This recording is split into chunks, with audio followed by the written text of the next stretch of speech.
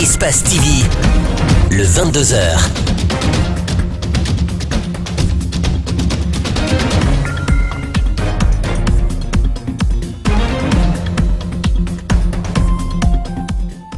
Bonsoir à tous, merci de nous choisir pour vous informer. Bienvenue dans cette grande édition d'information dont voici les titres. Le RPG Arc-en-Ciel s'agrandit. Il a accueilli ce samedi 3 partis politiques, dont Guinée pour tous. Ibrahima Kassori Fofana, le ministre des Investissements et des Partenariats publics-privés, est pressenti pour occuper le poste de Premier ministre. L'étudiante enceinte accusée de vol se trouve toujours en prison. Son avocate se bat pour obtenir sa mise en liberté provisoire. Sa détention indigne cependant les défenseurs des droits de l'homme. Au Venezuela, Nicolás Maduro demande à l'opposition de reconnaître les résultats des prochaines élections présidentielles. Je vous le disais à l'instant, c'est désormais officiel. Le parti GPT, UNR, PNR n'existe plus. Ces formations politiques que dirigent Ibrahima Kassori Fofana, Boubacar Bari et Souleymane Bafischer ont fusionné ce samedi avec le RPG Arc-en-Ciel d'Alpha Condé. C'était à l'occasion de l'Assemblée générale du parti au pouvoir. Makiso Amaralex Silla. Nous avons décidé volontairement d'accompagner le président Alpha Condé. Voici en substance ce qui ressort de toutes les interventions des trois leaders qui ont mis fin à la carrière politique de leur parti. Pour Kassori Fofana, Alpha Condé est un précurseur d'un développement économique durable, selon ses propos. Conscient de tous les efforts que le professeur Alpha Condé est en train de déployer pour faire de la Guinée le pays émergent dans le concert de la sous-région, nous avons décidé, mes collègues ici présents et moi, d'accompagner son action. La décision de fondre le parti UNR est partagée avec le bureau politique national, annonce Boubacar Bari, désormais ancien ministre de l'Industrie. Le slogan de notre parti ou de notre ex-parti disait « L'union dans la diversité pour une Guinée nouvelle ». Nous sommes aujourd'hui en mesure d'être fiers parce que toute la dynamique politique que nous avons menée concourait justement à créer cette union dans notre pays en respectant notre diversité, nos valeurs traditionnelles et les ambitions que nous avons pour notre pays. Souleymane Bafischer abonde dans le même sens pour expliquer les raisons de la fusion du PNR au sein du RPG Arc-en-Ciel. Et cela par conviction, parce que l'ensemble des membres de notre parti ont pris la décision, sans hésiter, d'adhérer aux idéaux prônés par le chef de l'État, le professeur Alpha Condé. En attendant la formation du nouveau gouvernement, chacun de ces trois leaders aurait déjà de nouveaux postes à pourvoir au sein de la nouvelle équipe d'Alpha Condé. Si aujourd'hui certains cherchent à fusionner avec le RPG Arc-en-Ciel, ceux qui l'ont fait par le passé le regrettent, à l'image de Aluseni Makanera Kake, un des pères fondateurs de ce parti. Mamadou Kalisso, Ibrahima Sori et Kamara sont allés à sa rencontre à suivre. Après les élections présidentielles de 2010, Al-Husseini Makanera s'est battu bec et ongle pour mettre en place le RPG Arc-en-Ciel. Il a réussi à mobiliser des mouvements de soutien et autres partis politiques. Mais peu de temps après, les principes de base du RPG Arc-en-Ciel ont été classés dans les tiroirs, dit-il. Il est débarqué du gouvernement après la présidentielle de 2015. L'ancien allié du parti au pouvoir tire les leçons de cette aventure politique. Moi, je pense aujourd'hui, compte tenu de l'état de notre démocratie, il est suicidaire pour la démocratie de renforcer jusqu'à un niveau le pouvoir du régime en place. Sinon, vous participez à l'éclosion d'une dictature. Voilà la leçon que je tire aujourd'hui. L'actuel porte-parole de l'opposition ne regrette pas d'avoir participé à la création du RPG Arc-en-Ciel, qui, selon lui, pouvait unir des Guinéens autour d'une valeur. Mais par contre, je regrette d'avoir donné trop de pouvoir à Alpha Condé, d'avoir participé à tuer systématiquement tous les contre-pouvoirs, les mouvements de soutien, les mouvements de coordination. Je crois que je suis allé trop vite. Il fallait attendre. Ces mouvements avaient leur rôle à jouer. Il fallait faire en sorte que le président ait des interlocuteurs. Actuellement, d'autres formations politiques, comme Guinée pour tous de Ibrahim Kassori Fofana, tentent l'expérience.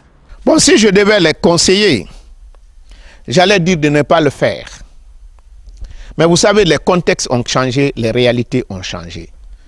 Je ne sais pas dans quelles conditions ces trois formations ont décidé finalement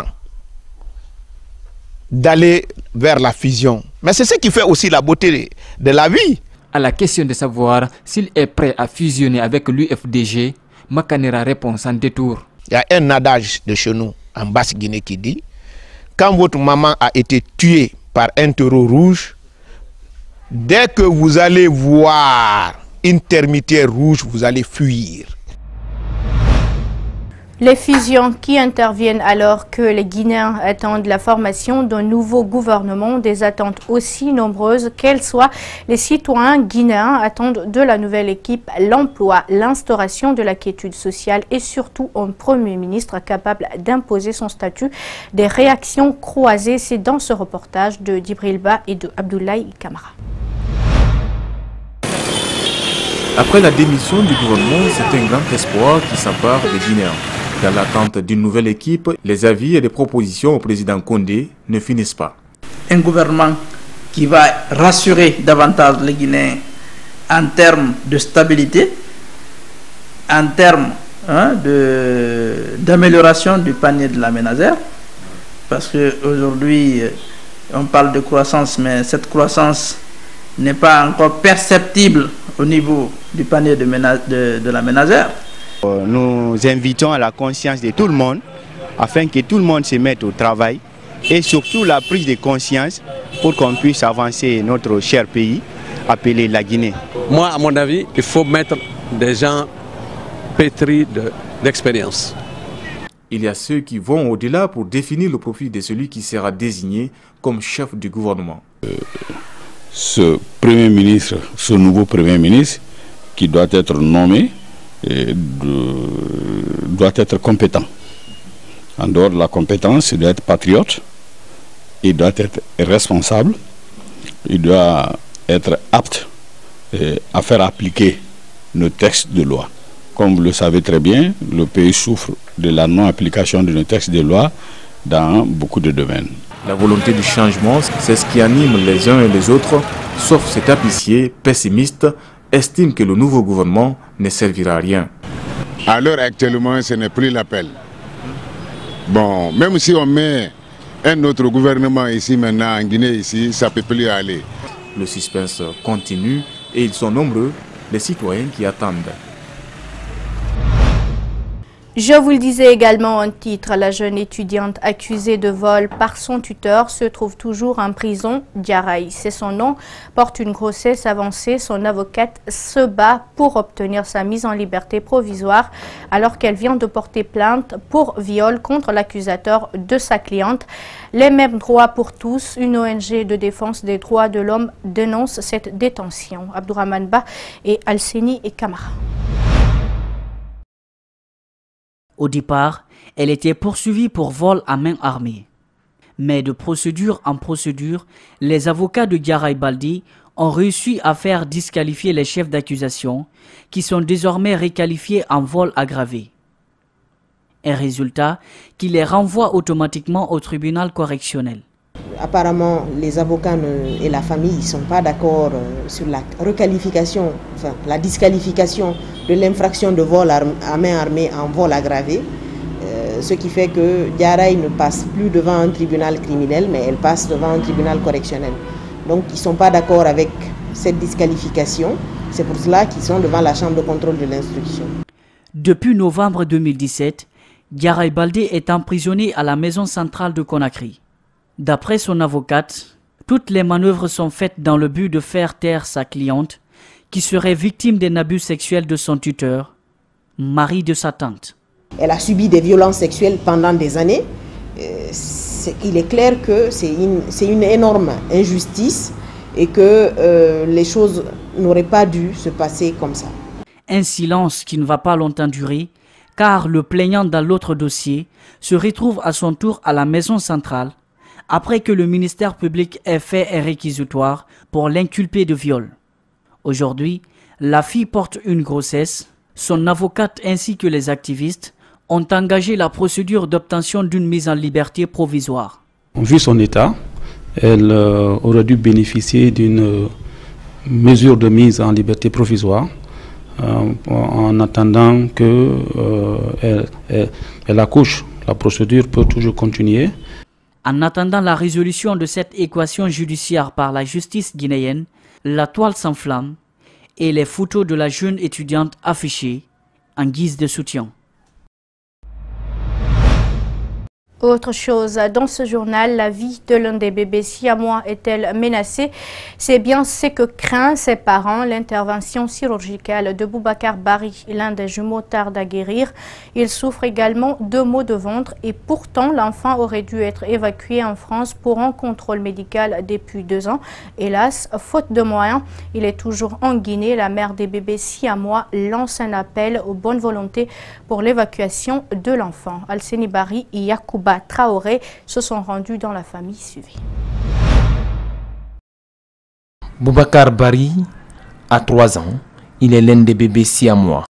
Séparé de son frère jumeau à Paris le 26 mai 2015, son opération tarde à guérir.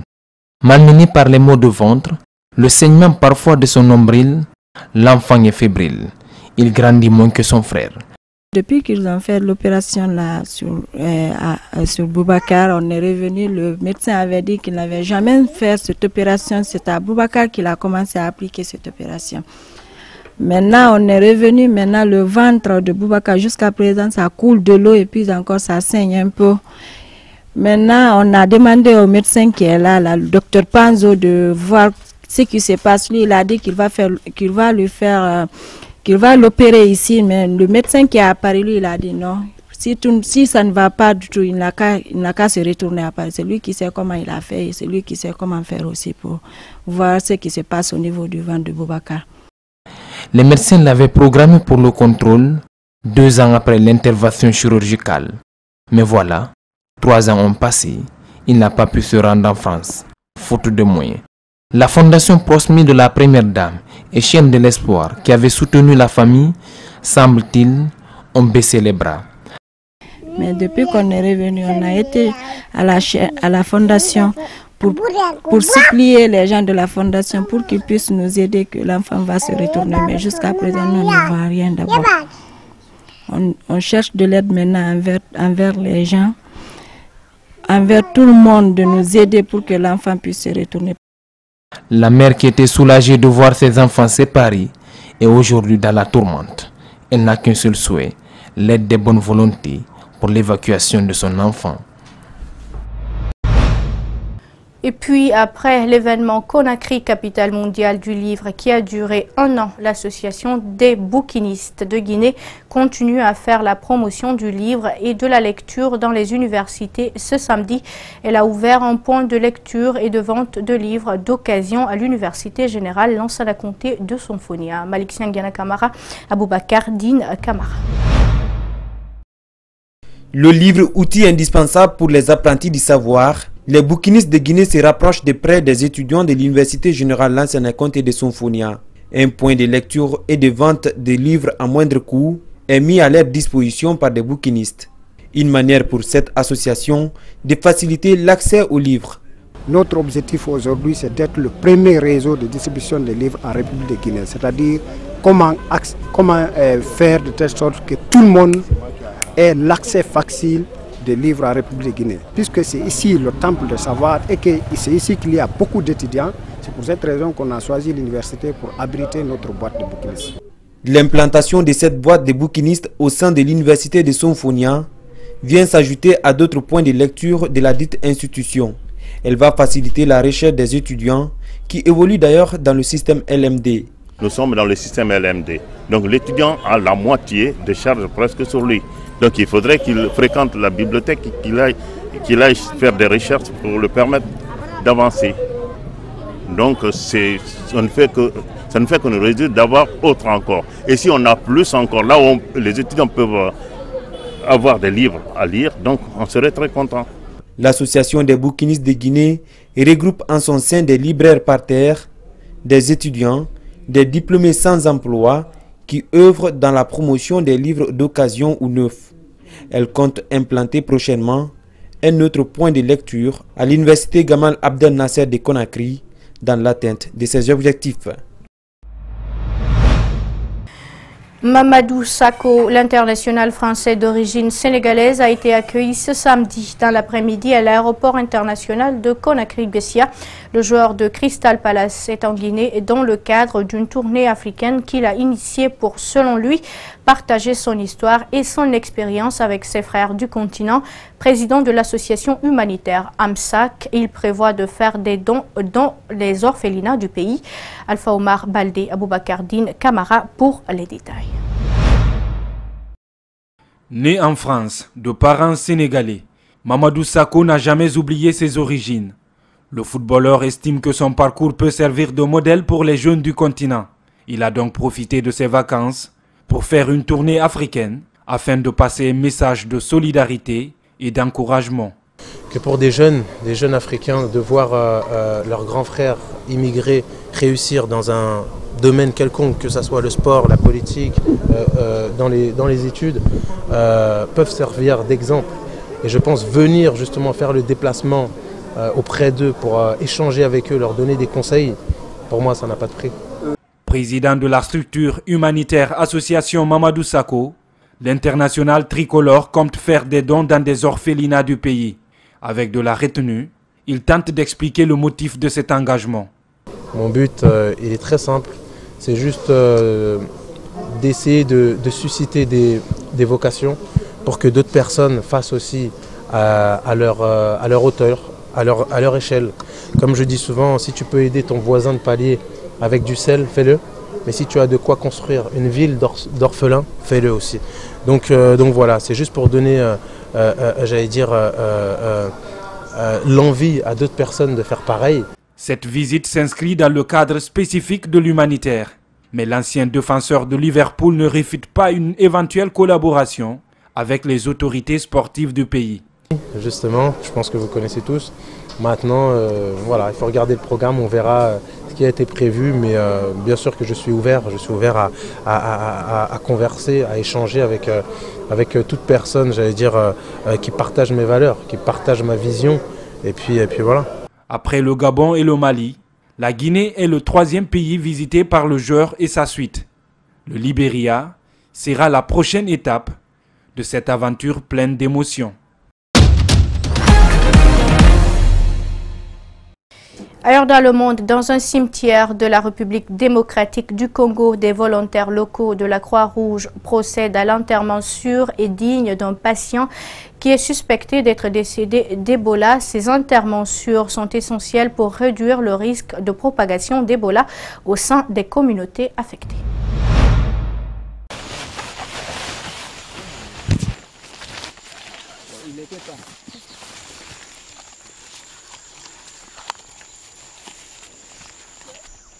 Ouais, t'es bon. T'es super bien là. T'es bien protégé.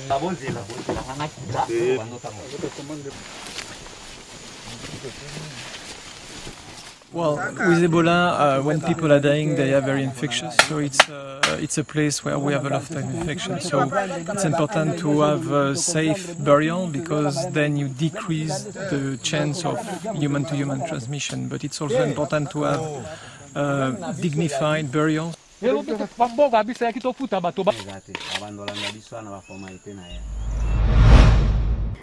Le président vénézuélien Nicolás Maduro appelle les candidats de l'opposition à reconnaître le résultat des prochaines élections présidentielles, déclarant qu'il acceptera le résultat quel qu'il soit.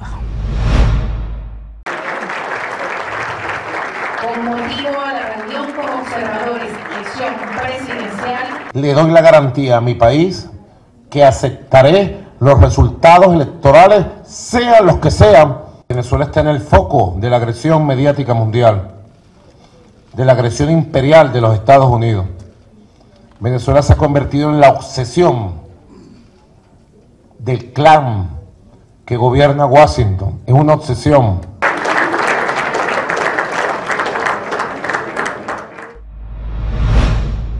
Joyau du musée ferroviaire portugais, le luxueux train présidentiel en sort 25 jours par an, sillonner la vallée du Douro de son bleu électrique, le temps d'offrir aux touristes un voyage gastronomique digne d'un chef d'État. Dans la vallée du Douro, au nord du Portugal, serpente le train présidentiel. Construit en 1890, ce train unique a transporté tous les présidents portugais ainsi que leurs prestigieux hôtes de passage, papes, rois ou reines. Il circule 25 jours par an grâce au projet fou d'un homme d'affaires passionné. Quand j'ai vu ce train pour la première fois au musée ferroviaire, je suis rentré chez moi et j'ai dit à ma famille que j'étais amoureux de ce train et que je voulais absolument en faire quelque chose. Ma fille m'a dit « et si on en faisait un restaurant ?» J'ai trouvé l'idée géniale et je me suis mise au travail pour créer The Presidential. 1 million d'euros de restauration plus tard, le train a repris du service.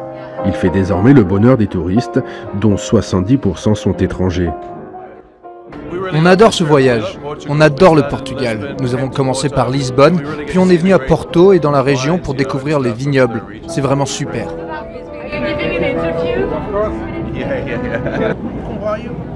Le train, le Douro, les vins, la gastronomie, tout cela rend ce voyage vraiment magique. Une magie qui coûte 500 € pour 9 heures de voyage aller-retour, une visite du cave à Porto et un déjeuner gastronomique. À chaque trajet, un grand chef portugais différent se met au fourneau. Les passagers savourent une cuisine délicieuse et les meilleurs vins du monde dans un endroit où a mangé la reine Elisabeth II ou le roi Dom Luis. Dans un train où il n'y a eu dans toute son histoire, depuis 1890 jusqu'à aujourd'hui, que 2500 personnes, peut-être, qui ont eu ce privilège. Et c'est en cela que notre train est unique. Il n'y a aucune autre expérience de ce type dans le monde. Un voyage dans le temps, avant que le train présidentiel ne retourne au musée. Prochain départ à l'automne, pendant les vendanges. Et voilà qui met fin à cette grande édition d'information à tous. Merci de l'avoir suivi. Merci également à l'équipe de la rédaction ainsi qu'à celle technique. Et passez un excellent week-end où que vous soyez. Au revoir.